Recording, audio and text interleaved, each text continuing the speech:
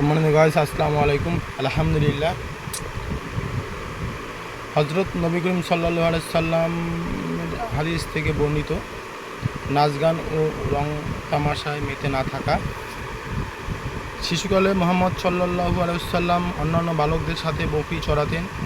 রাখালেরা পর্যায়ক্রমে রং তামাশায়, নাচ গান ও বাদ্য বাজনা দেখার জন্য শহরে যেত। যেদিন নবী করিম সাল্লাল্লাহু আলাইহি সাল্লামের পালা থাকত, সেদিন তিনি শহরে এসে মনে মনে ভাবতেন, রং তামাশায়, নাচ গান, বাদ্য ও বাজনা দেখে সময় নষ্ট করে কী লাভ।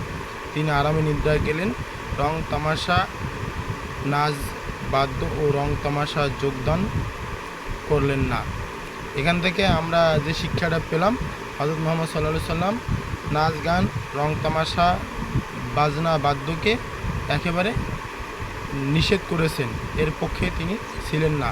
তাই আসুন আমরা রং তামাশা, নাচ গান, বাদ্য থেকে দূরে থাকি এবং আল্লাহর হুকুম আহকামগুলো, ইসলামী যে বিধানগুলো মেতে আমাদের স্বাভাবিকভাবে যে জীবন চলার যে প্রক্রিয়াটা আল্লাহ তাআলা আমাদেরকে দিয়েছেন, সেই প্রক্রিয়া আমরা আমাদের জীবনকে পরিচালিত করব ইনশাআল্লাহ।